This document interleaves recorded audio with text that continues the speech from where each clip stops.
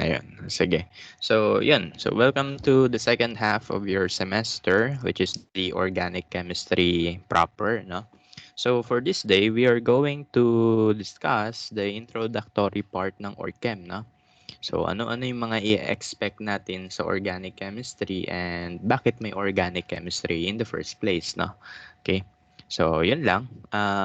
This will be a two-day discussion, no? So, the first day will be today. The next will be next week, no? So, yun. Medyo mahaba kasi itong introductory part natin. Okay. So, for this day, what we're going to cover is yung history ng organic chemistry. Ba't kailangan to aralin? Ano yung importance nito sa buhay natin?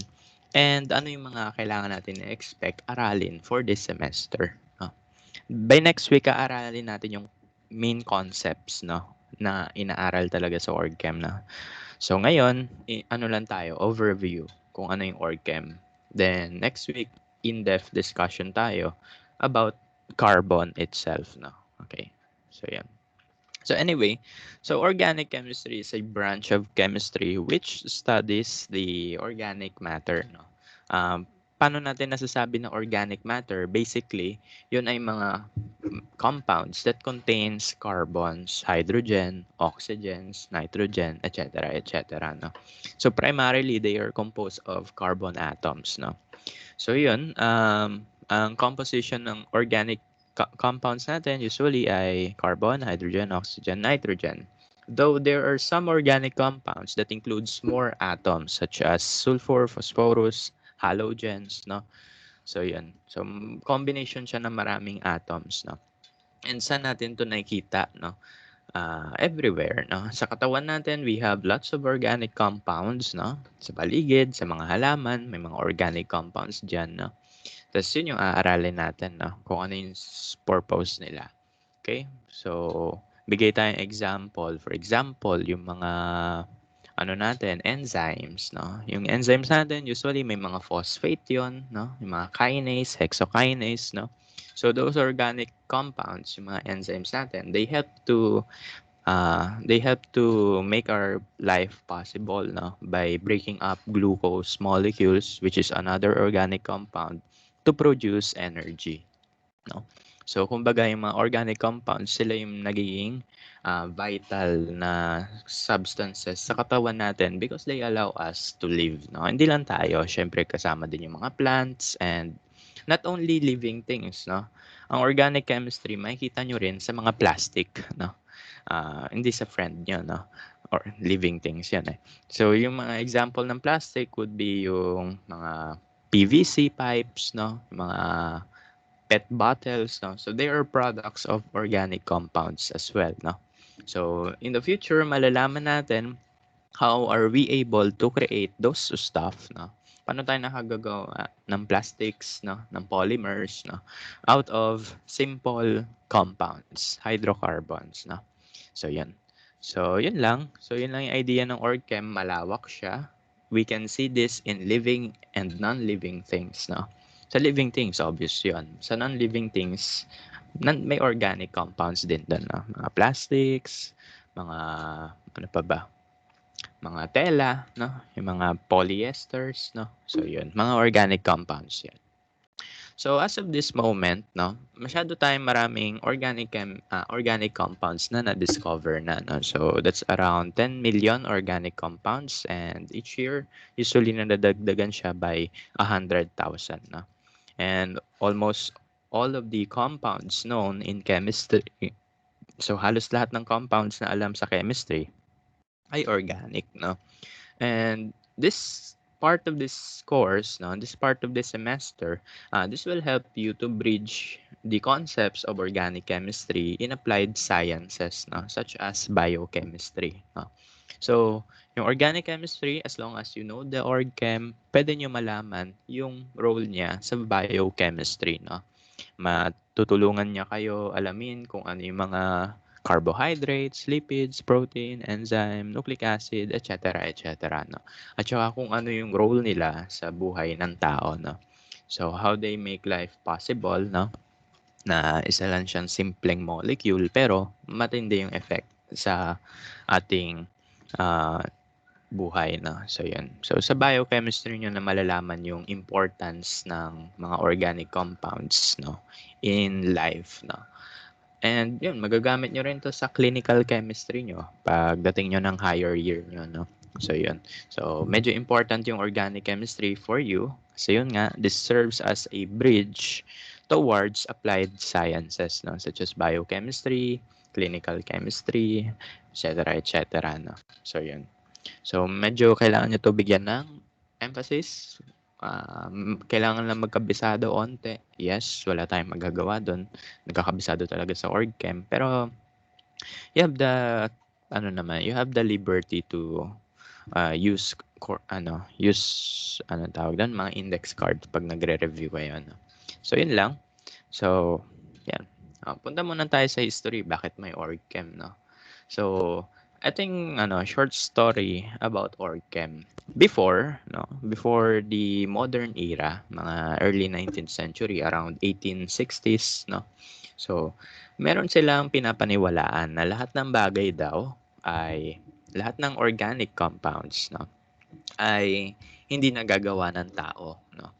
Rather, they are created by a vital force, no. So, yun yung concept ng vitalism, no? So, sabi sa vitalism, yung organic compounds, they cannot be created alone without the vital force, no? So, isip tayo ng example. For example, ito. This equation is the photosynthesis equation. Ito yung ginagamit ng plants, no? In order to create sugars, no? Such as glucose in this case. If we are going to do this, kunwari ako, try ko gumawa niyan. Kukuha ako ng isang basong tubig, tapos yung carbon dioxide, manggagaling yun sa aking hininga. No? So, bubugahan ko yung tubig. So, sa tingin nyo, may glucose na mabubuo doon. Siyempre, wala. Ang mabubuo doon ay kadiring tubig, 'di ba? Kasi binugahan mo yung tubig, no? So, ganun yung naiisip nila sa vitalism, no? So, sabi nila sa vitalism, you cannot do organic compounds without the vital force. Ano yung vital force? Ito yung force na unknown, na special for living things, no? So, nasa loob to ng mga living things that allows us to create organic compounds, no? Nasa loob yan ng plants that helps it to create glucose, no? Out of these two substances, no? So, kunwari, wala kang vital force, bugahan-bugahan mo yan, wala kang mabubuong glucose, which is true naman, di ba? Kasi, trinay ko yan eh. Yung tubig, bugahan mo, walang mabubuong glucose doon. Kadiri lang yan, no? So, yan yung idea ng vitalism. No? So, sabi nila, you cannot create organic compounds without the vital force. What is the vital force? That is a force innate to living things. No? Na hindi pwedeng ma-replicate. No? Nasa inyo na yan. Parang yan yung kaluluwa ninyo. No? Yan yung spirit nyo. No? Nandun sa spirit yung vital force that helps you to create organic compounds. No?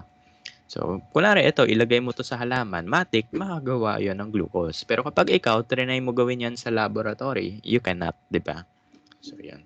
True naman eh, no? So, hindi mo siya pwede gawin. So, yun. So, in effect, no, yung dahil sa idea ng vitalism, no, medyo na-limit yung understanding nila ng organic compounds, no. Nalimitahan sila sa pag-intindi ng organic compounds because they often find it hard to isolate and purify because yun nga, they usually decompose by heating, no. Mabilis masira daw yung mga organic compounds, no. So, yun, limited yung idea nila dahil sa vitalism, no. They cannot try to create more organic compounds because of the notion of vital force, no. Okay? However, there was a chemist, no, who tested that theory, no. So, tinest niya, totoo ba yan? Sabi niya. Is this true stone? Sabi ni Friedrich Wöhler, no. Ayan, si Friedrich Wöhler ay isang German chemist, no, na inimbestigahan if may vital force ba talaga or wala, no. So, ito yung ginawa niya one time, no. I think, hindi pala to by accident. Anyway, so, ang ginawa ni Friedrich Wöhler is ganito. He started with an inorganic compound, ammonium cyanate, no? This is found in minerals, no? Nakikita siya sa mga bato-bato. Ayan. Tapos, trinay niya, initin yon. So, nung ininit niya yung ammonium cyanate, may naamoy siyang pungent smell. which is present sa urine ng tao, which is urea, no? Okay, so na-observe niya, panghe. O, urea pala yun, no? So, paisip siya, how come na nakagawa siya ng organic compound na byproduct ng ating metabolism, yung urea, out of an inorganic compound by just heating it, no? So, paisip siya, no? May vitalism ba or wala? Kaya is it true stone, no? Sabi niya, kasi ito galing to sa bato, no? So, yun. By this experiment, na-discover nila na yung vitalism is just a hoax, no? Kumbaga ano lang to, fake belief, no? So hindi totoo yung vitalism kasi we can create organic compounds out of inorganic compounds, no? You just have to do the correct methods, no? Kailangan mo lang gumawa ng proper experimentation in order to convert inorganic stuff to organic stuff, no? So yun. So with that idea, with that experiment by Friedrich Wöhler, na-debunk yung vitalism, no? And then we knew na we can just convert inorganic compounds to organic compounds with just some few proper experimentation processes, no? So yun lang. And that paved the way na mas marami na tayong na-discover na organic compounds, and then napanganak na yung yung branch ng chemistry na organic chemistry, no. So yun, doon na siya naire na, no, lumabas na yung org chem. So yun, mahirap na siya aralin. So ganun lang yung short history niya, no. So kumbaga, they started with a belief na hindi kaya gumawa ng organic compounds, hayaan mo na lang sa nature yan mangyari. Then this man tested na hindi ganun yung case, no. That's not the case. We can create organic compounds out of inorganic stuff. Just do the correct experiment, no. And with that, na-debunk yung idea ng vitalism, and yun. So dumami na yung organic compounds natin na alam sa mundo, no. So yun lang ang short history ng organic compounds, no. So kumbaga it's about debunking the beliefs, no, the status quo, no. So yun lang.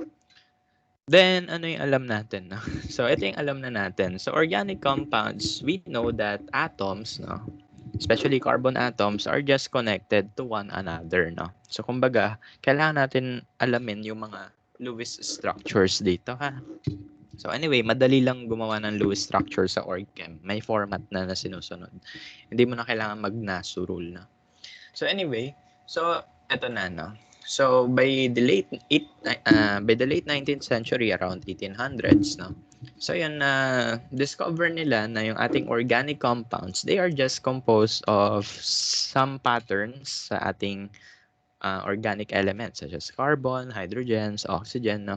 So by arranging them, no, you can create different organic compounds, no. So one example would be this one, the dimethyl ether and the ethanol. Both have the same formula of C2H6O. 1, 2, 3, 4, 5, 6. Okay. So both compounds have the same formula, but we can create different patterns for this compound, no. Pwede natin i-connect yung atoms into different ways so we can create different compounds, no. So for example, we have here the dimethyl ether where oxygen is bonded to two carbons, no. Ito naman yung ethanol, which is alcohol, no. Ito yung nasa alak. So ang oxygen naman, that is bonded to carbon and hydrogen, no. They both have the same formula. However, their connections are different, no? So magkakaiba sila ng connectivity, no? So uso sa organic chemistry na may iisa kang formula, though iba-iba yung identity ng substances na yon. The identity of this substance is different with this substance, no? Ito dipole to. Ito hydrogen bonding. So magkaibang properties 'yon. That means magkaibang chemicals talaga 'yan, no? So, yun yung idea nila, no? Na yung organic compounds natin, they may have the same formula. However, if you connect them into different connectivities, no? Different formats, you can have what's called the isomers, no? So, ano yung isomers natin? Isomers, no?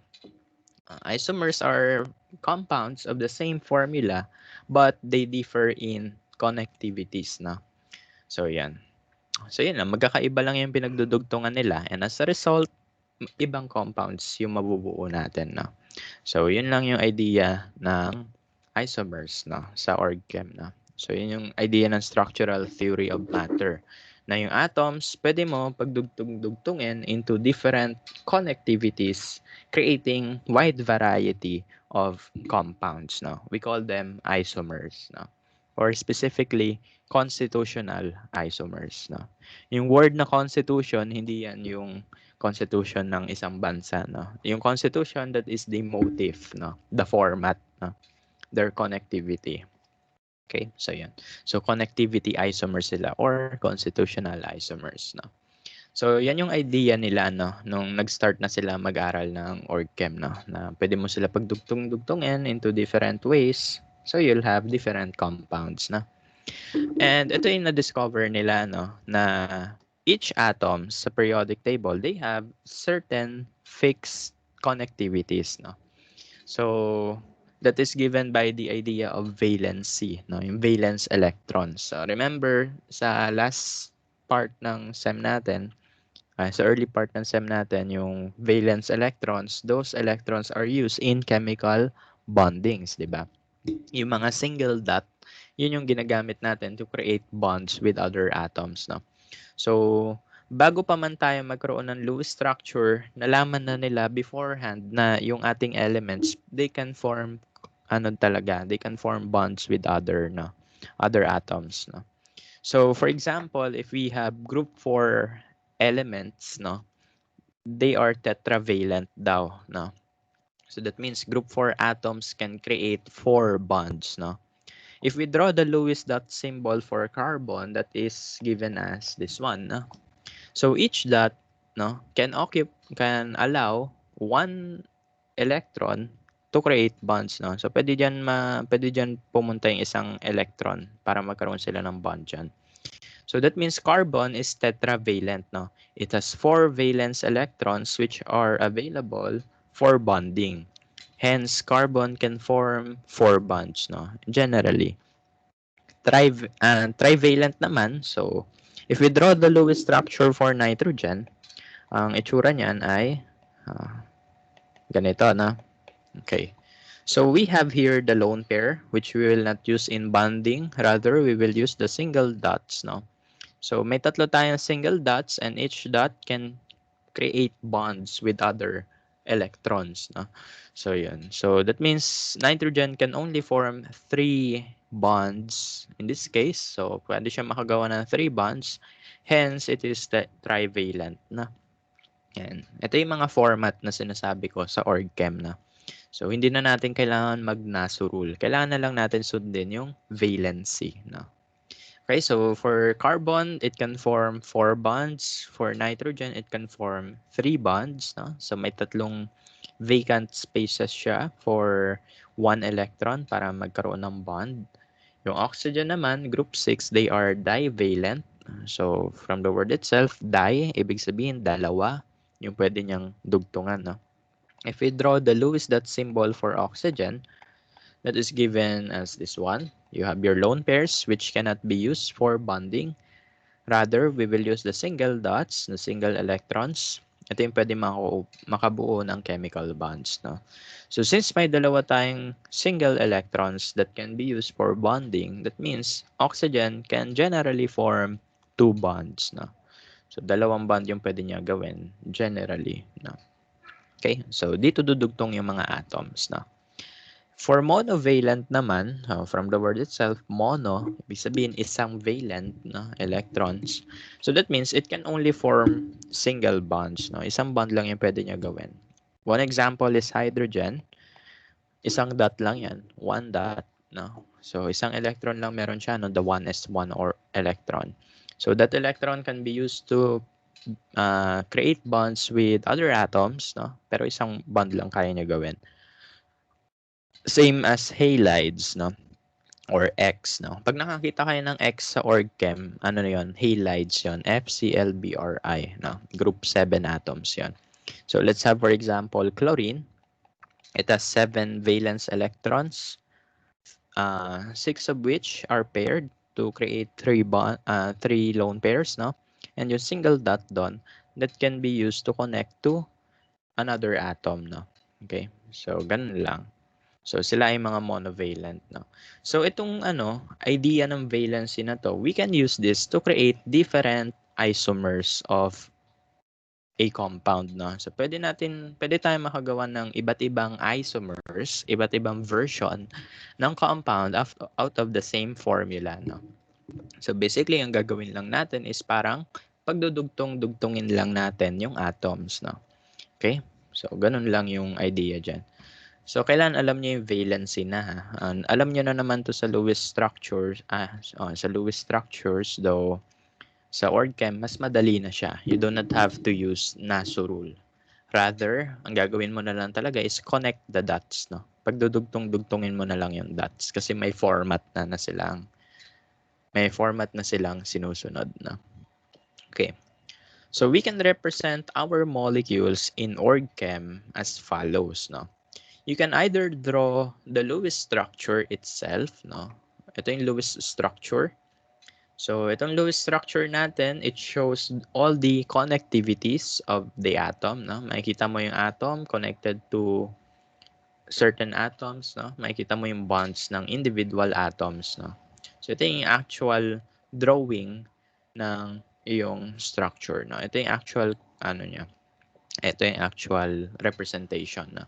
However, sa OrgChem, pag maraming carbon atoms yan, kunwari mahaba yung molecules mo, nakakatamad yun, no? So, bilang tinatamad kami sa OrgChem, gumagawa kami ng shortcut, no? So, we can condense the Lewis structure into a compact version, no? Which is the partially condensed structure. So, paano gumagawa ng partially condensed structure? So, simple lang yan, no? So, tingin ka from left to right, no? This carbon is connected to 3 hydrogens, no? So, you can rewrite that as CH3, no? Dito, baliktad siya, no? H3C. Bakit? Kasi yung carbon connected sa carbon, no? So, hindi yan pwedeng ganito, ha? Bawal yan. Hindi pwede kasi kapag ganito yung format mo, kunwari nag-draw ka ng line dyan, that means yung hydrogen ay bonded sa carbon at bonded din siya sa carbon. Hindi, no? Hindi ganun yung case. Kaya usually, binabaliktad natin yan, no? Nasa dulo yung H before the C, no? Okay. So, that means may tatlong hydrogen around this carbon. Ayan. Sa dulo, this carbon also contains 3 hydrogens, no? So, CH3. Itong OH, pwede mo i-shortcut yan. Pwede mo pagdugtungin na lang yan, i-condense mo yan. Huwag mo na ipakita yung bond. I-ganito mo na lang, OH, no? Automatically, na kapag magkatabi yung atoms, that means connected sila sa isa't isa, no? OH, may single bond dyan. So, CH3, yung carbon, may single bonds with the 3 hydrogen atoms as shown here sa Lewis structure. Same as this one. Actually, itong CH, pwede din natin ito i-condense, though hindi na siya kinondense in this version. No? Okay, pinakita natin yung CH bond. No? So, ano lang yung benefit na itong partially condensed structure? One benefit is, hindi siya nakakapagod isulat. No? Kasi if we draw the Lewis structure, it is time-consuming. No? However, if we do the partially condensed structure, edi mabilis tayo mag-draw. We do not have to draw these bonds. No? Sulat mo lang, CH3. CH3. Tapos ka na. No? We can also condense this further. Pwede pa natin paigsiin yan lalo into what's called the condensed structure. No? Sa condensed structure, ang difference niya with this one ay walang bond. No? So, since walang bond, pwede na natin isulat yung hydrogens after the carbon. No? Pwede na ganun. No? So, paano yung idea dyan sa condensed structure? Ganito lang. So, hanapin mo yung central carbon mo. So, for example, this is my central carbon. This is my carbon. The carbon is connected to 2 CH3s. No? So, may dalawa akong CH3 connected to this carbon. So, I will write that as CH3 parenthesis 2. That means may dalawa akong CH3 connected to this carbon. Okay, so itong dalawang CH3 connected siya dyan sa carbon na iyan. As shown here sa ating partially condensed structure. Then, ano tong nasa dulo, no? So that means itong nasa dulo ay connected also to this carbon, no? Connected yan to that carbon. Itong OH, connected din yan to that carbon, no? By the way, in organic chemistry, you have to be familiar with certain groups of atoms, no? Yung mga OH, no? Magkakasama talaga yan, no? So, makikita mo yan pag nakita mo yung OH, magkasama sila. Tapos, yung oxygen, usually yung nakadugtong kay carbon, no? So, ganun mo sila i-create. Ganun ka gagawa ng condensed structure out of this, no? So, yung OH, you treat that as one group, no? Isang group yan. Tapos yung itong group na to, connected yan with this carbon, no? Okay, so ganun yung idea ng condensed structure. Later on, we will have more examples about this. And yung pinaka-condensed version niya is the molecular formula wherein hindi natin makikita yung motif, no? When you say motif, yung connectivity, it doesn't give us an idea kung sinong atoms yung connected to which atom, no? So it just tells you the number of carbon, hydrogen, and oxygen atoms without giving you a notion kung saan nakakonekta yung atoms, no? So sa OrgChem, we rarely use molecular formulas. Bakit? Kasi nga, alam natin, maraming isomers, no? Maraming isomers pwede gawin out of the same formula. That's why sa OrgChem, kailangan clear tayo kung ano yung gusto nating compound. No? So we should at least show the condensed structure or the Lewis structure. No? So ito yung mga ganap sa OrgChem. We can use this or this. No? Another way to represent molecules in organic chemistry is through the use of zigzags. No? So, yung mga zigzag natin, yung mga ganun-ganon na. May meaning yan, hindi yan zigzag lang, no? For example, eto. Wait lang. Ayan. So, this Lewis structure can be condensed into this drawing.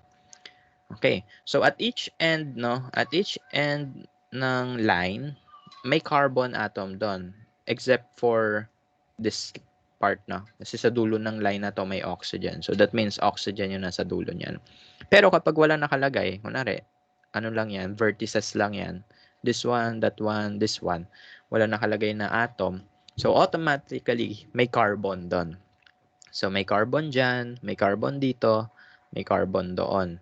Dito, since may atom na nakalagay, hindi yon carbon. Oxygen yon na. So, carbon, carbon, carbon. Kumbaga sa Lewis structure, ito yan. Carbon, carbon, carbon. No? Yung hydrogens for this zigzag notation, the bond line structure, ay hindi pinapakita. No? So, hindi mo ipapakita kung ilang hydrogens nandito, pati nandito. Okay, so ganun. Hindi sila pinapakita when your hydrogen is bonded to carbon. Pero dapat alam nyo na by default kung ilang carbons dapat yung naka-attach doon. No? So, kailangan alam nyo na by default kung ilang hydrogens naka-attach dito. Ilang hydrogen kaya naka-attach dito. Ilan doon. No? So, to know that, no, para malaman nyo yan, sa laboratory na madidiscuss yan. No? So, sa laboratory nyo kasi itong mga ganitong bagay na. No? Dinamay ko lang siya sa intro sa OrgChem para may idea kayo. Okay. So, yan. So, kailangan sa pag na-discuss nyo na yung hydrocarbons, kailangan alam nyo na how to draw this zigzag thingy. No? So, alam nyo na dapat, may tatlong hydrogens dyan. Dito may tatlong hydrogen. Dito may isang hydrogen. No? So, ito yung Lewis structure niya. Okay? So, si laboratory na bahala dyan no? Kung paano gumawa niyan. So, the general idea lang is that we can represent molecules into many versions sa OrgChem. No? Pwedeng Lewis structure, pwedeng partially condensed, pwedeng molecular formula, although this is not used often. And we can use the bond line structure. No?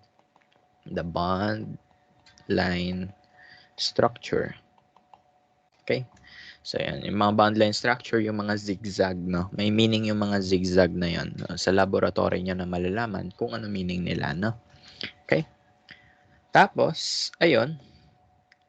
using the lowest structures, no, or the condensed structures, we can see yung isomers ng ating compound, no. Depending on the location of certain atoms, we can have different molecules, no. So, for example, we have the same formula here, C3H8O. Iisa ng formula yan. However, we can have different versions. We can have different ways of connecting them, no? Pwedeng yung OH nasa dulo, carbon. Pwede ito, ilagay mo sa gitna, no? Pwede naman yung oxygen nasa gitna ng dalawang carbon. So, yun yung mga motif, no? Yun yung mga pwede nating gawing variations out of this formula, no? So if we have different structures, no, if we have different connectivities of atoms sa ating structure, then we have isomer, no. Okay? So that's why we do not use molecular formula, no. We rather use Lewis structures or the condensed structure or the bond line structure, no. So ayan. No. Try naman natin, no? So, to apply yung concept ng valency in connecting atoms, let's try to create the isomers of the following compounds, no? Siyempre, hindi ko sasagutan yan lahat, no? Ilan kaya sasagutan ko? Kunwari, 3 na lang. Itong, yan, 1, 2, and 4, sasagutan ko yan. Tapos yung iba, kayo na bahala, no? Practicein nyo na lang. Okay, so I will try to apply the idea of valency. Then, titignan ko if I can create isomers out of that. Na? So, kung pwede ba ako makagawa ng isomer or hindi, tignan natin. So, for the first one, I have C3H8O. Okay, so I have C3H8O. So, we know that carbon is tetravalent. Apat na bonds yung kaya niya gawin. So, i-drawing mo na yung kanyang format, no? Yan yung format niya. Hydrogen can create single line, no? Single bond. Oxygen is divalent, so pwedeng dalawa yung dumugtong sa kanya. We have 3 carbons na tetravalent, 8 hydrogens na monovalent, and isang oxygen na divalent, no? So, ang gagawin natin is parang para tayo magpa-puzzle, no? Ano kaya pwede kong gawing pattern na pagdudugtong-dugtongin ko itong mga to? So, I can create different structures, no? One way sa organic chemistry, sa paggawa ng structure is yung carbons, gawin mong backbone. Pagdugtong-dugtongin mo yung carbons. Okay? So, yun yung usually na ginagawa sa org chem. So, yung tatlong carbons, magkakadugtong sila. And of course, keep in mind yung valency nila, no? So, this carbon has 4 bonds, no? This carbon has 4 bonds. This carbon has also 4 bonds, no? So, maintained yung valency nila. Tapos, ano mapapansin natin? This carbon can connect to 3 other atoms. Pwede pa kumonekta yung tatlong atoms dyan. This carbon, however, cannot connect to 3 atoms pa. Bakit? Kasi dalawa na yung nagamit niya to connect this carbon and that carbon. No? So, dalawa na gamit na niya. So, ano na lang pwede niya gamitin? Itong nasa taas at itong nasa baba. So, this can connect to 3 atoms. This can connect to 2 atoms. And this one can connect to 3 more atoms. No? Next task natin is yung ilagay yung hydrogens. No? Hydrogen. Mapapansin nyo, I have 1, 2, 3, 4, 5, 6, 7, 8. May 8 slots ako for hydrogen. Pwede ilagay ko sila doon, no? Ilagay mo sila at each end. Okay? So, ano yung problema mo dyan? Nagamit mo yung carbons, nagamit mo yung hydrogens, yung oxygen, nakalimutan mo. Okay? So, yung oxygen, since it is divalent, we can use this to connect carbon and hydrogens, no? Pwede mo siya ilagay in between this bond, no? So, gagawin ko, buburahin ko yon kasi nagkamali. Yan. So, yung aking oxygen, pwede ko idugtong na lang in between, wala. Wait lang.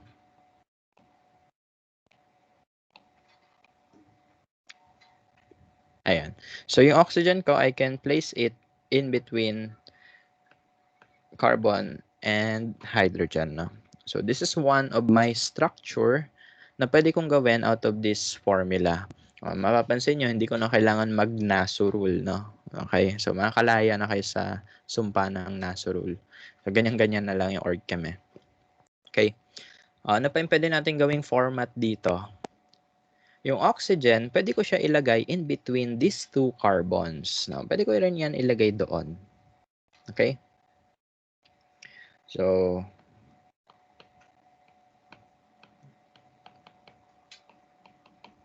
pwede ko rin gawin ganito yung aking puzzle. No? So, if I connect my oxygen in between two carbon atoms, they have this different connectivities. No? Iba yung kanilang format. Dito, COH. Dito, COC. No? College of Communication. Okay, so magkaiba sila ng format. So that means they are isomers, no? So nag-e-exist ang dalawa. Yes, correct yung structures na yan.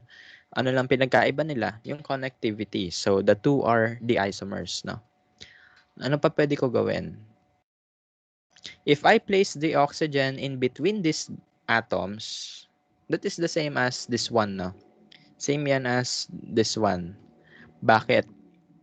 Kasi pag dito ko nilagay yung oxygen, tapos flinip ko yung molecule, binaliktad ko yung molecule, ganito lang din itsura nun, no? May dalawang carbon sa gilid, may isang carbon sa gilid. Pag nilagay ko yung oxygen dito, ganun din mangyayari. May isang carbon dito, may dalawa sa gilid. So, same lang, no? So, those are not isomers. They are the same structure. Saan pa kaya pwede ikabit yung OH? Dito, yung OH, idugtong natin dito sa second carbon, ditong nasa gitna, no? Pag dinugtong ko yan sa gitna, ano mangyayari?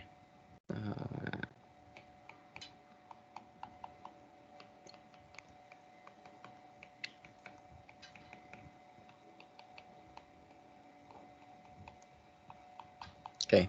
So, pag dinugtong ko sa gitna yung OH, pinag-swap ko siya with hydrogen. No? Kasi dito may isang slot na pwede. So, switch na lang sila. No?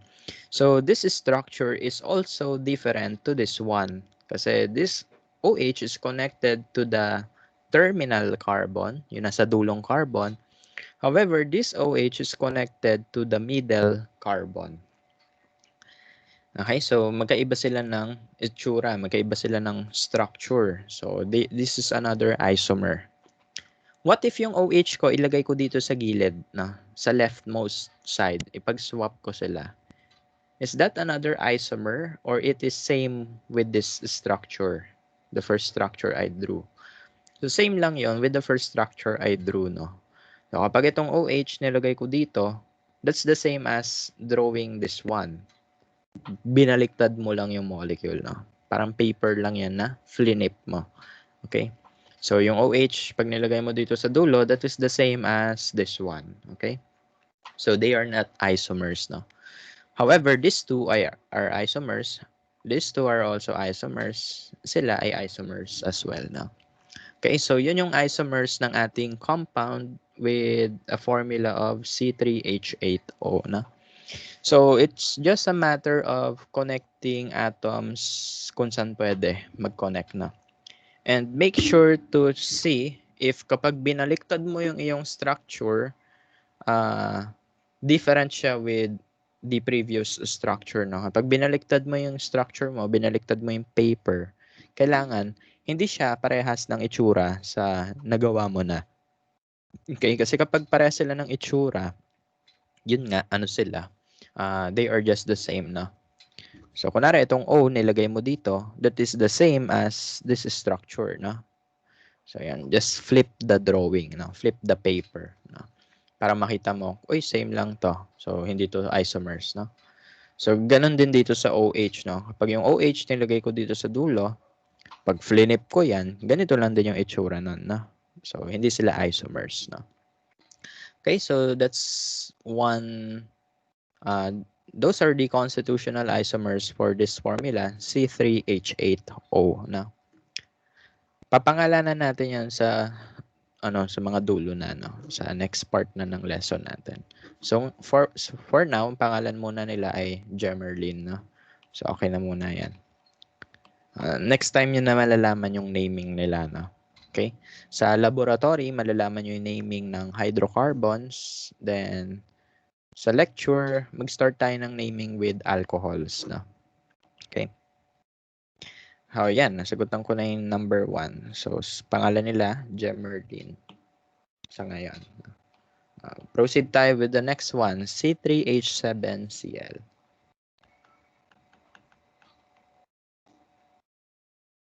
Okay, so identify the valency. So, carbon can connect to 4 atoms. Actually, hindi nyo na pwede gawin. Kahit di nyo na gawin yan, okay lang. No? Pinapakita ko lang talaga. Hydrogen can connect to 1 atom. Cl can connect to 1 atom. No? So, to draw one of the structure of this compound, anong gagawin natin? Pagdugtong-dugtongin yung carbons. No? Okay, so this carbon can connect to 3 other atoms.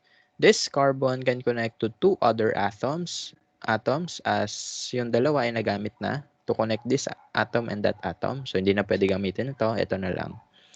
This carbon can connect to 3 other atoms dito. Ano next? Yung hydrogen, ipalibot natin, no? 1, 2, 3, 4, 5, 6, 7. Tapos yung Cl na ilagay ko dun sa dulo. Okay? So, this is one structure for a compound with this formula, no? C3H7Cl. Ano pa yung pwede kong gawing isomer?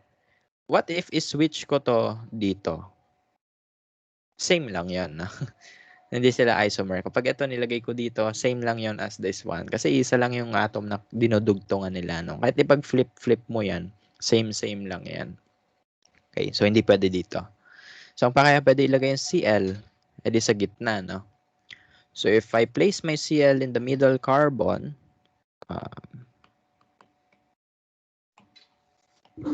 drawing ko lang.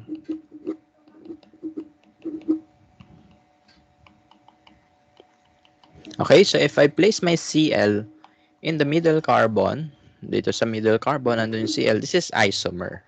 Kasi magkaiba sila ng carbon na dinugtungan, no? And they are not the same.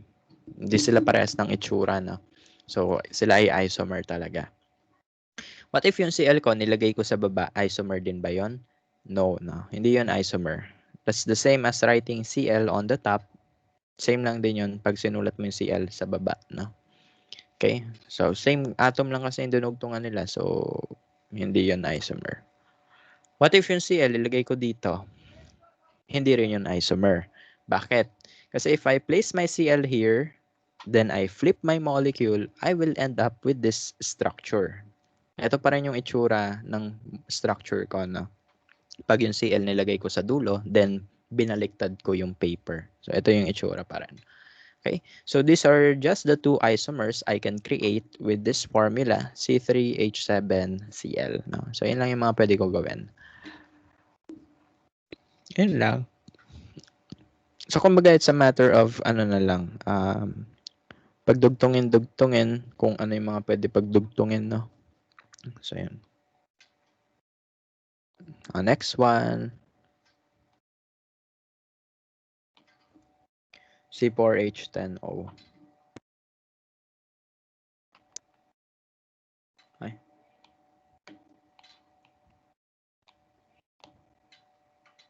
Okay, so C4H10O, alam nyo na yung valency nila. Carbon can create 4 bonds. Hydrogens can create 10 single bonds. And oxygen can create double bonds. 2 bonds na. Okay. So, yan. So, anong gagawin mo strategy? Pagdugtong-dugtungin muna yung carbons. Okay? So, that's one way. Pakita yung 4 na bonds na kaya nila gawin. This carbon can form 3 bonds with other atoms. Ito, 2 na lang. Ito, 2 na lang. Ito, 3 pa. Okay? Then, ano susunod?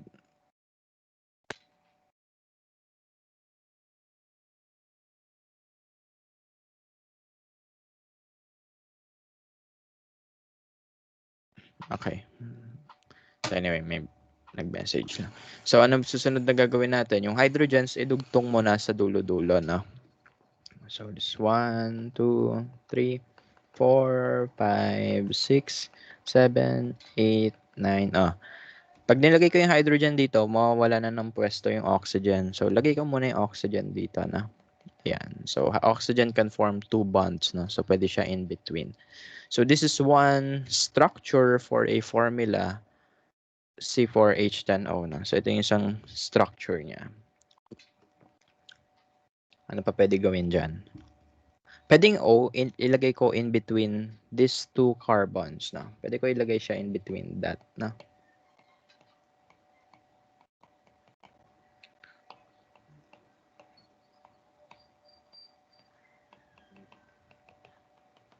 Ayan. So, yan yung isa pang drawing na pwede ko gawin that is different.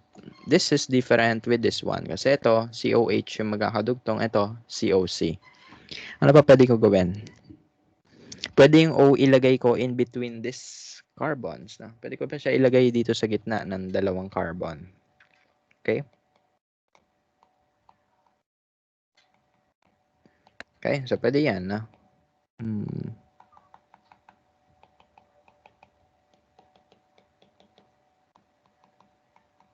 Okay, so pwede ko ilagay yung oxygen dito pa sa gitna, no? So, I'll have this one.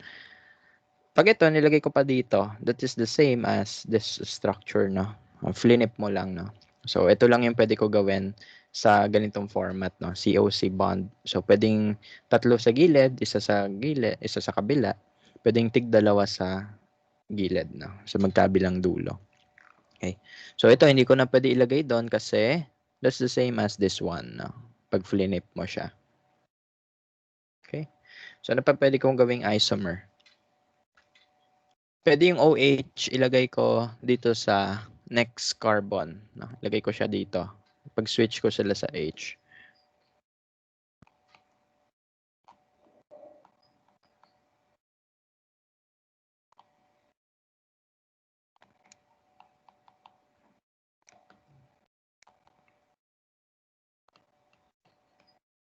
Okay?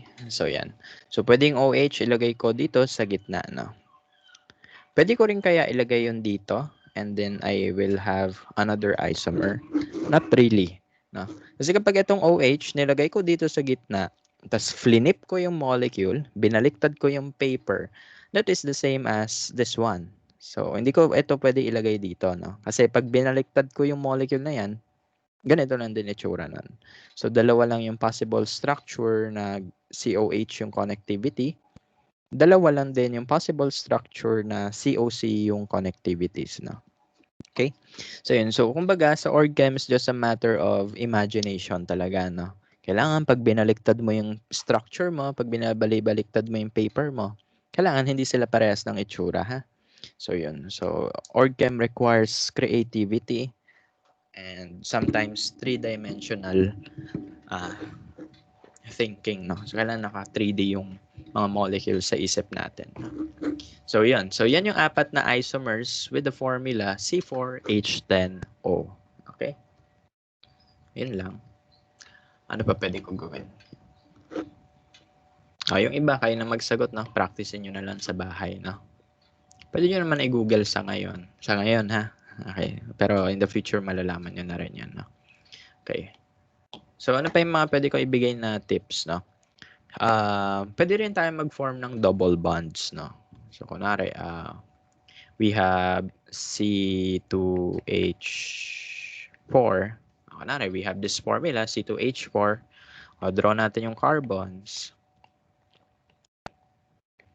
1, 2, 3, 4. Mapapansin natin, may tig-isa silang bakante, no? So, pwede nila pagsamahin yan, no? They can join those bonds, no? Yung mga hindi nila nagamit to create a double bond, no? So, pwede yan, no? Okay? So, kapag sumobra sila ng tig-isang, tig-isang valence electron, pwede mo sila pagdugtungin to create double bond, no? Okay, so pwede yan. Pwede rin naman triple bond, no? So, triple bond, for example, C2H2. So, Draw mo yung valency nila. Mapansin mo, yung kada carbon, they have two vacant slots, no? May bakante silang electrons. Tig-dalawa sila. So, pwede nila pagdugtungin yan to create triple bond, no? So, pwede nila pagdugtungin yan to create triple bond, no? So, ganun. Siyempre, hindi lang carbon pwede gumawa niyan, no? Pwede rin yung oxygen, no? Kunwari, we have this formula. CH2O. Draw mo yan. Ay.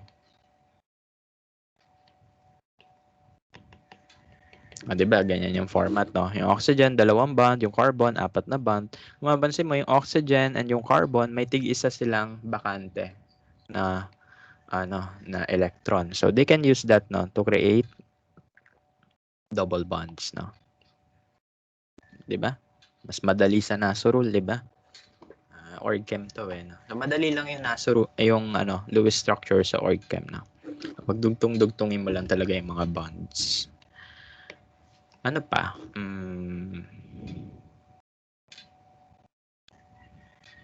HCN kunwari, no? HCN. So, ang H, isang bond kaya niyong gawin. Carbon, 4. Ang nitrogen, 3, no? Okay? So, mapapansin mo, yung carbon, may 2 pa siyang bakante. Yung nitrogen, may 2 bakante kasi yung tig-isa nila nagamit to create CN bond. Tapos yung isa kay carbon, ginamit niya to create hydrogen H bond to H, no? So, yan. So, may 2 pa silang bakante, no? So, anong pwede gawin nila? Pagsamahin nila. Mag-fusion sila. Okay? Kapag pinagsama nila yan, magkakaroon tayo ng triple bond, no? Okay? Diba? Madali lang yung structures dito. Okay? So, ganun lang yung idea, no? It's just a matter of connecting single electrons, no? Pag sama-samahin mo, kung possible, then you can have multiple bonds, no? Okay? So, yun lang naman yung part na yan, no? So, I will leave the rest for you to practice itong 3, 3, 5, and 6, no? So, anyway, moving on. Kung mapapansin nyo sa ating mga drawing, there are certain group of atoms na magkasama by default, no? One example is OH, di ba? Ano mapapansin nyo yung OH, parati silang magkasama minsan, no? So, ang tawag natin sa group of atoms na magkakatandem talaga sa organic chemistry, we call them the functional groups, no? So, the functional groups are connectivity ng mga atoms na fixed, no? Na may certain properties, may certain physical and chemical properties sila and characteristics, no? So, yun. So, one example would be this OH functional group, no? So, always magkasama yung OH, no? And hindi lang yan yung magkasama madalas, no? We have several functional groups in OrgChem. Each of those will be discussed until December, no? So, ito yung mga functional groups natin. We have alcohols, OH. So, parating magkasama yung OH. Amine. Meron tayong NH2. NH2. Aldehyde, C double bond O, H. So, yan yung mga format nila. Ketone, C double bond O. Carboxylic acid, C double bond O, OH. Ester, C double bond O, OR. And amide, C double bond O, NH2. No? So, ito yung mga fixed grouping ng atom, no, sa OrgChem, no. So, sila yung magkakasama na groups talaga by default, no. So, kunwari, if you are asked ano yung alcohol version neto, so kunin mo na yung OH, no. Then you draw the structure. Mamaya gagawin natin yan. Kunwari, ano yung amine version yan, no. Kuha ka na ng NH2. Tapos yun. Pagdugtong-dugtongin mo na lang yung atom. So, kumbaga, there are some groups of atoms that are connected to one another by default, no? So, magkakasama na sila by default. So, all you have to do is to attach these atoms sa ibang atoms sa molecule mo. So, you can have different compounds, no? So, syempre may examples tayo dyan, no? By the way, kailangan kabisado nyo to, no? OH, NH2, COH, so on and so forth, no? Ako, one way ko to memorize this before is nilalagyan ko ng R sa harapan, no? Kunwari ito, alcohol, raw, no? Raw, ganun, mag-raw ka, raw. Ganun. So, yan, alcohol, raw. Pag amine, RNH, no? RNH2. Okay? Pag aldehyde, arco. Yan. So, meaning yan, C double bond O, then H, no? Pag ketone, arcor. Okay. So, C double bond O, then sa dalawang gilid, pwede ka magkaroon ng ibang group of atoms, no? So, ketone yan. Carboxylic acid, tawag ko dyan, RCO, no? So, C double bond O, OH, no? Then, yung R, any carbon groups yung nandun. Esters, tawag ko dyan ay RCOR, no? So, that's C double bond O. Then, ang na-connect sa O dito ay R, which is any function, any groups, any group of carbons. Dito, any group of carbons din, no? So, yan yung ester. Amide, ang isang version dyan ay yan, RCONH2, no? So, kaya bahala. I find this effective, no? Basta yung R, any carbon groups yan, no? Na pwede dumugtong dito sa dulo. Pwedeng hydrogen, pwede ring carbon groups, no?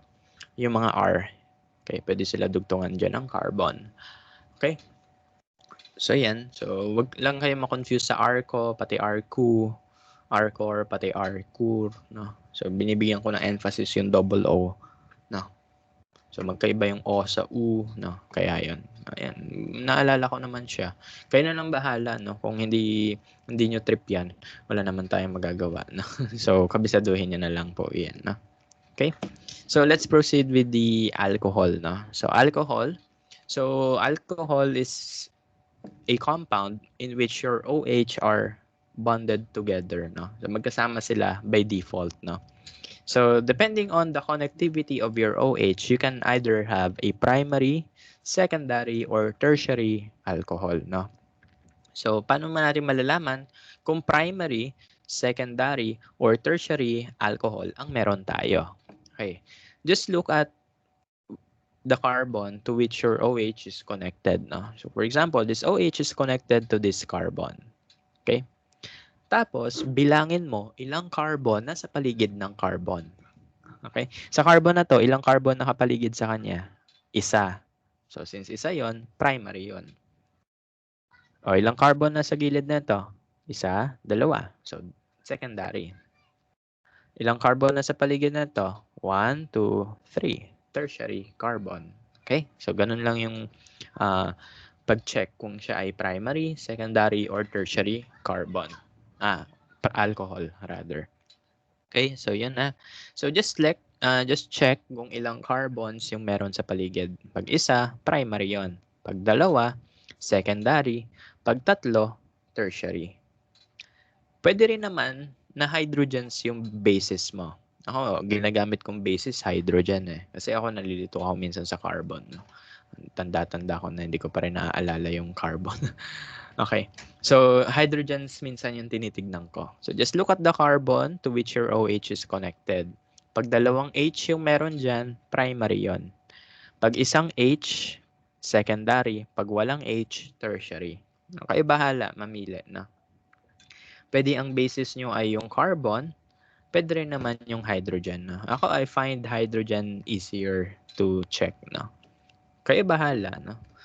Okay, so minsan yung iba carbon yung basis. Ako, basis ko hydrogens. No? So kapag dalawang hydrogen yung meron, primary. Pag isa, secondary. Pag wala, tertiary. Pag carbon naman yung basis, pag isang carbon, primary. Dalawa, secondary. Pag tatlo, tertiary. Kanya-kanyang trip na lang na. Okay. So yun yung ating alcohols. No? So for example, let's try to do this. No? Draw the Lewis structure and the condensed structural formula for the two alcohols with the formula C3H8O. So, ang gagawin mo dyan, if you want to create an alcohol out of that formula, kunin mo na yung OH. I-isolate mo na yung OH. ibawas mo na siya sa formula. So, ano matitira? C3H7 na lang.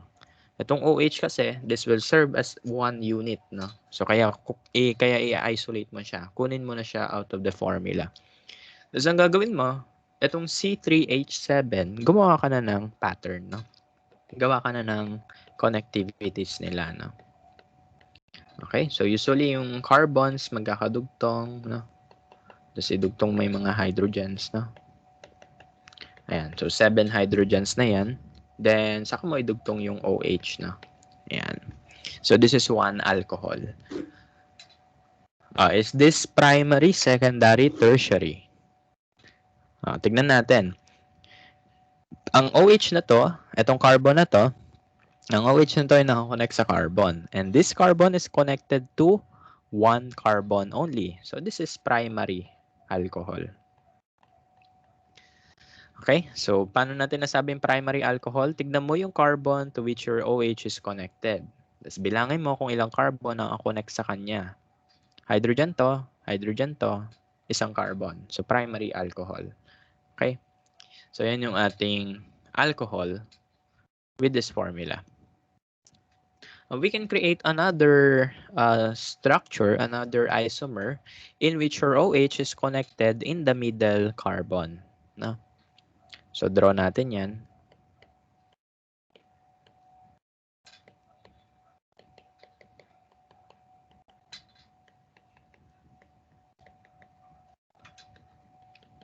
Okay? So, if your OH is connected in the middle carbon, anong type ng alcohol to? Tignan mo yung carbon. Ilang carbon nakadugtong sa carbon? 1, 2. Isa sa left, isa sa right. So, may dalawang carbon connected to this carbon. So, this is secondary alcohol. Okay? Kapag ito, nilagay mo dito sa dulo, is that the same as this one? Yes. Kasi kapag nilagay mo ito dito, that will be a primary alcohol, which is this one lang din. No? Binaliktad mo lang yung drawing. Okay? So, yan yung ating mga Lewis structures. Ito yung dalawang uri ng alcohol na meron tayo. Ano yung next na gagawin? Condensed structural formula. So, ngayon naman, alamin natin, how can we create condensed structural formula? Paano yan? Ganito lang. When creating condensed structural formula, ano yung format nun? CH3, CH2, something, di ba? So, you start from left to right, no? Ganun yung usual process. You start with the first carbon on the left. So, sa carbon na to, ilang hydrogens yung nakadugtong? We have 3 hydrogens connected to this carbon. So, we can write that as CH3. Next carbon, ilang hydrogens nakadugtong dito? 2. So, I can write that as CH2. Itong carbon na to, anong hydrogens na nakadugtong? 2. And finally, you have your functional group OH. So, this is the condensed structural formula for this compound. CH3, CH2, CH2, OH. No? So, yun yung kanyang condensed structural formula. That is the same as this one. No? Itong mga carbons na to, magkakadugtong yan. And then yung mga H na to, they are connected to this carbon. No? Okay? So, kung saan sila nakatabi sa left na carbon, yun yung dudugtungan nila. Tatlong carbon dito, 2 dito, 2 doon, then finally OH. Okay? How about the secondary alcohol? Paano kaya condensed structural formula yan? Start from the left, no? Left muna. So we have C, 3 carbon. So tatlong hydrogens, so that's CH3. This carbon, ilang hydrogen nakadugtong? 1. So CH, then your functional group OH, then CH3. Ano uli ginawa? Itong carbon na to, this is connected to 3 hydrogens, so CH3. This carbon is connected to 1 hydrogen, so that is CH.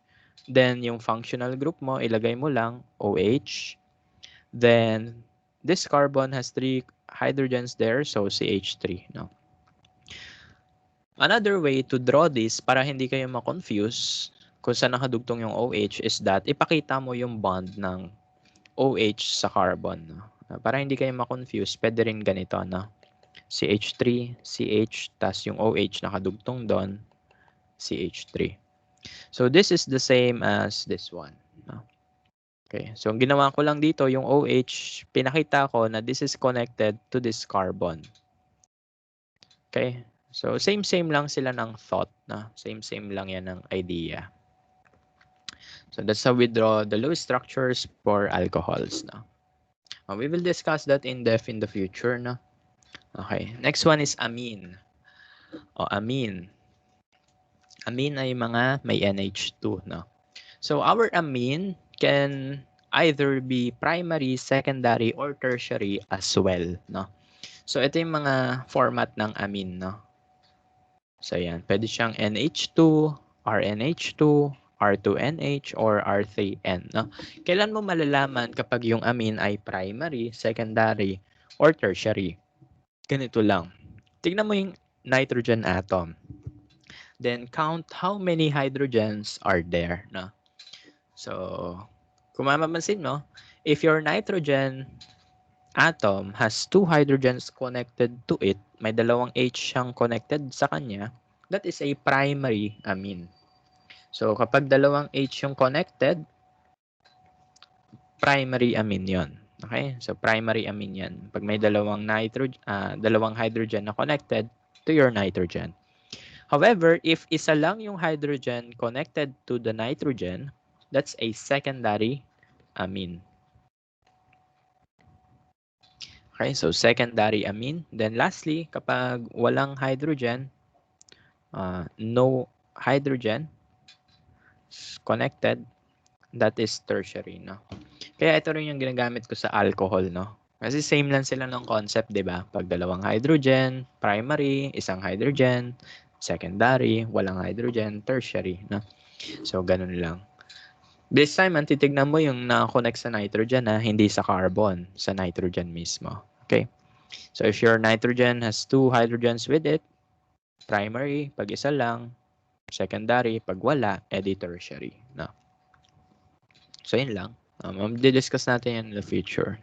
Let's try to draw the structural formula for 2 primary amines with the molecular formula C3H9N. May dalawa daw tayong primary amine na magagawa dito. So, from the idea of primary amine, ano meaning nun? May NH2. Yung nitrogen is connected with 2 hydrogens, no? So, i-isolate mo na dyan yung NH2. Ibawas natin yan dito sa formula. So, that will be C3H7. Okay, so 9 minus 2, 7. So, ito yung gagawa natin ng backbone. Ito, idudugtong na lang natin. Okay. Gawa ko ng backbone.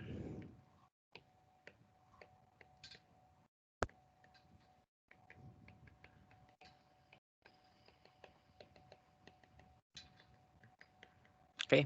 So, ayan. So, ito yung tatlong carbon. Dinugtong ko yung 7 hydrogens. Then, I attach the NH2 at the last carbon. If I attach my NH2 on the first carbon, that is the same as this one. Pag flinip mo yung molecule, pag binaliktad mo, same lang sila ng dinudugtungan na carbon. Okay, so yan. So, writing this way is the same as writing NH2 here. No? Okay? Saan pa pwede ilagay yung NH2? Pwede dito sa gitna na.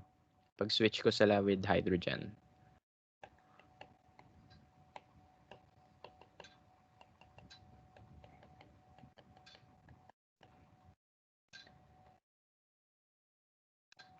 Okay, so this is another isomer of this compound. No? Okay, so as you can see, this NH2 is still a primary alcohol regardless na nandito siya. No? Baka isipin nyo, secondary yan kasi dalawa carbon na sa paligid. No. Pag na means, no, ang basis for primary, secondary, tertiary is the number of hydrogens attached to the nitrogen. Hindi sa paligid, no? So, these two are primary amines, no? Okay, magkaiba lang sila ng dinugtungan. So, they are isomers, no? So, yan yung dalawang isomer of this compound, no? Next functional group, aldehydes and ketones, no? What's similar with the two is, ano yung similar sa kanila? Meron silang C double bond O. No? Okay, so yun yung similar with them. No? So your aldehydes have C double bond O, then H. Okay? Your ketone, meron siyang C double bond O, then dalawang carbon groups sa magkabilang dulo. Pag yung isang carbon group naging hydrogen, it is an aldehyde. Pag parehas carbon yung nasa gilid ng carbon na to, ano yun? Ketone na. Okay? So yan, ano ba tawag natin sa C double bond O na to? Ang tawag natin dyan ay carbonyl. No? Carbonyl, that's C double bond O. Okay? So for aldehydes and ketones, you have both carbonyl groups, no? Except that for aldehyde, yung hydrogen nakadugtong sa carbonyl, such as this one. Sa ketone, walang hydrogen na nakadugtong sa carbonyl. Okay? And so keep in mind lang ha. Kung may nakita kayong meme sa Facebook, yung Celine Dion.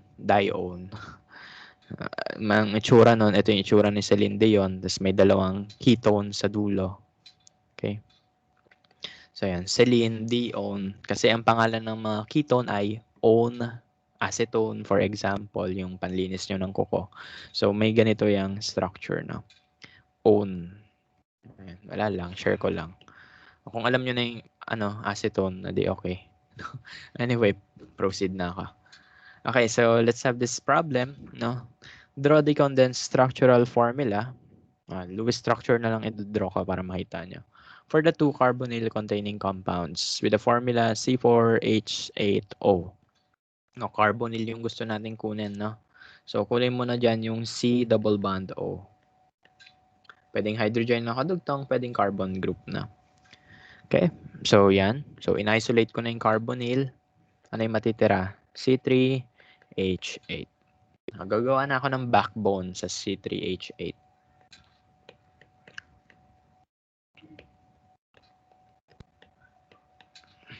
Pwede yung carbonyl ilagay ko sa dulo, no? Then, i-fill ko na lang ng hydrogens yung mga dulo-dulo nila. Okay? So, this is an aldehyde. Okay, so this is this is C4H8O. You have your carbonyl here. However, yung nasa dulo niya ay hydrogen. So, aldehyde yan pag ganito. Ito yung CO, no? COH. Yan yung CO sa R ko. Ito yung R group. Ito yung CO. Aldehyde yan. Ano pa pwede natin gawin dito sa carbonyl? Pwede ilagay ko yan sa gitna. No? Lagay ko siya sa gitna. Wala nang space. Laki naman ng drawing. Anyway, so lagay ko yung carbonyl sa gitna. No? Yan.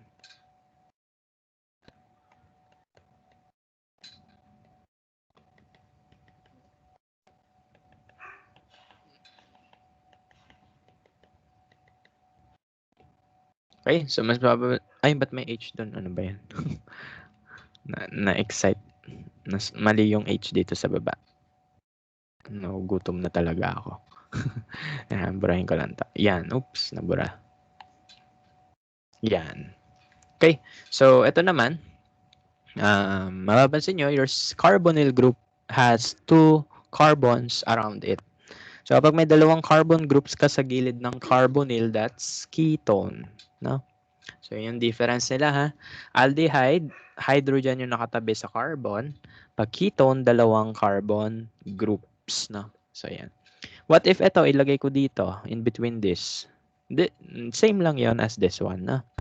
So pag flip mo yung structure, you will still end up with this structure. No? What if ito, ilagay ko dito sa dulo? Ganun din yun. Same lang yun as this one. Okay? So, it's just a matter of flipping the structure. Kailangan nasa isip nyo na, no, nababaliktad nyo na yung structure sa mind nyo pa lang. No? So, you can check whether may iba pang isomer yan or wala na. No? So, those are the two formula. Those are the two structures with the formula C4H8O na may carbonyl compound. No? Next one, carboxylic acids. Now, carboxylic acid, ito naman ay carbonyl with OH group. No? Hindi siya alcohol. No? hydroxyl group, no? Although, ganun din naman yung alcohol, hydroxyl group, no? Pero it doesn't behave like an alcohol, no? Okay? So, ang carboxylic group, that is COOH, or COO, no? So, saan siya gawa? Sa carbonyl and sa hydroxyl. Ano yung carbonyl? Itong C double bond O. Ano yung hydroxyl? Yung OH, no? So, this is carbonyl, hydroxyl, carboxylic acid, no? Pinilit na, no? Carboxylic acid yan, no? So, itong COOH, magkakadugtong talaga yan, no? So, yan. Try natin to. Draw the formula for a single carboxylic acid with a formula C3H6O2. So, anong gagawin mo dyan? Kunin mo na yung COO. No? Kasi itong COO na to, ito yung carboxylic group, no? I-minus mo yan dito, ano na lang matitira? C2H5. Kasi yan, gawa ka ng backbone out of this one. C. Then, saka mo idugtong yung carboxylic acid.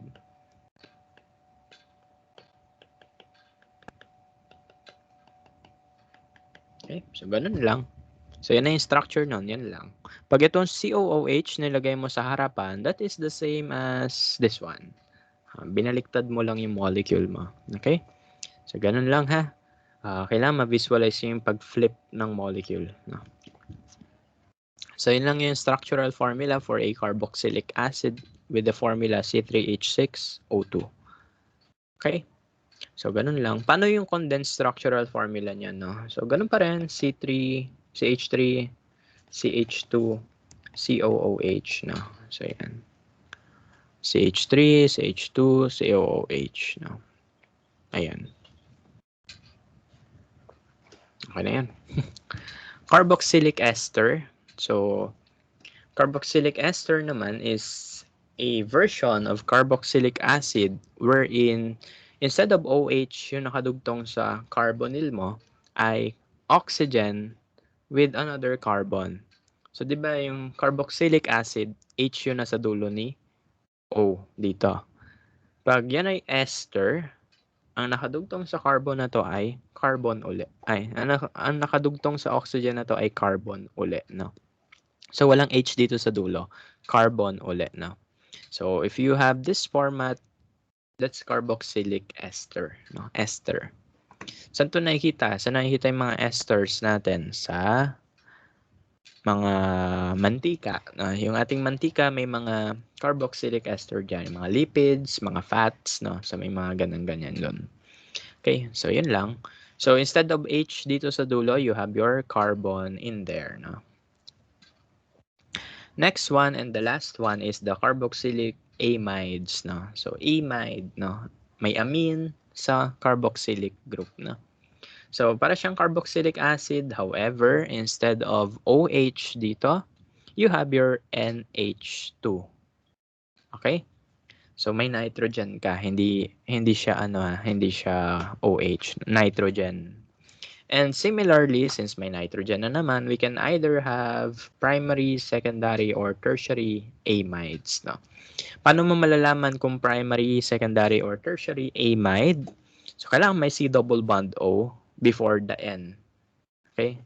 Kasi kung walang C double bond O yan, kapag NH2 agad yan, that's amine.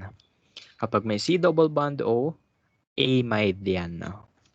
Okay, so isang letter lang yung difference pero magkaiba sila ng structure, no? Okay, so this is amide, no? So may tatlong versions uli niya tayo, no? So we can have primary halide if our nitrogen is surrounded by 2 hydrogen atoms. Okay? Parang kanina lang din, no? May 2 hydrogen atoms around the nitrogen for a primary amide, no? For secondary amide, kailangan may isang hydrogen attached to your nitrogen. Kapag walang hydrogen connected to the nitrogen, that's a tertiary amide, no? So pag walang hydrogen attached to it, no? I-draw ko yung lowest structure nila, no? So para makita nyo. Last na naman to eh.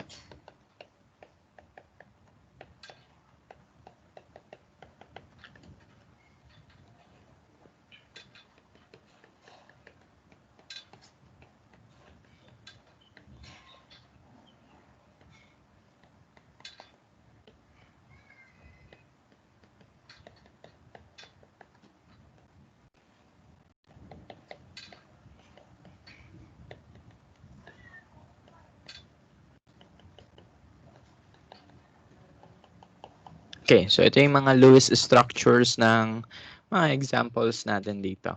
So you can see for acetamide, you have 2 hydrogens here. So this is a primary amide. Ito yung amide group. Dito naman sa N-methyl acetamide, no? So sa nitrogen may methyl, CH3. Then acetamide to. Okay? So may isa kang hydrogen dyan. So that's secondary. Pag isang hydrogen, secondary. For NN-dimethyl formamide, so you have your nitrogen na walang hydrogen sa kanya, no? Walang nakakonect na hydrogen doon. So that's tertiary. No? So anyway, yung naming sa future na yan. No? So for now, ang important lang muna is kailangan alam nyo yung mga structure. No? Okay, so anyway, so tapos na tayo sa first half ng lesson natin, no? So tapos na tayo sa first half ng discussion, which is on the functional groups, no? Next meeting, we will discover more about bonding, no? So magre-review ulit tayo ng chemical bonding, especially for carbons, no? So alamin natin paano nabubuo yung bonds with carbon, tapos ano yung hybridization, no? Mabilis lang to next meeting, no? So yan. Makikita natin bakit naging ganito yung mga compounds, no? Okay? Ayun lang. Pati yung mga geometry nila. No? Basta yan na. Re-reviewin lang natin uli yung lesson natin sa bonding. Next meeting, of course, with special stuff. No? Mga dagdag kwento sa buhay. No? So anyway, that ends our first part of the chapter 6, which is on the introduction to OrgChem. Next meeting, we will continue with the hybridization, no, concepts, no, the bond length and the bond strength, no. So anyway, next meeting na yun, no. You can read that in advance. Punta lang kayo sa Canvas, buksan nyo yung PDF, no, na in-upload ko doon, or panoorin nyo yung video ng OrgChem Chapter 1. No? Nasa playlist natin yun sa YouTube, no. Hanapin nyo sa pinakababa. Panoorin nyo, 6 hours yun, no, para kayo nanood ng maraming movies, no. Okay, so kayo bahala, no? So anyway, I'll see you again next week, no? So next meeting, continuation tayo. By the way, ang chapter 6 po pala, no, since lecture to, may dalawa tayong quiz war chapter 6, no? I may open the quiz part 1, no? The quiz 6 part 1 this weekend, no? So parang pwede na kayo mag-test about the functional groups and the isomers, no? Tapos yung next part ng quiz for chapter 6 ay more on hybridization, the geometry, so on and so forth. Now, dadalian na lang natin, ha? Okay? So yun lang. So I'll see you again next meeting. Upload ko na lang po ito sa YouTube na. So kumain na kayo ng lunch nyo kasi ako nagugutom na rin. Okay, so I'll see you again next week. So thank you for attending, no. And again, yung yung mga corrections, no,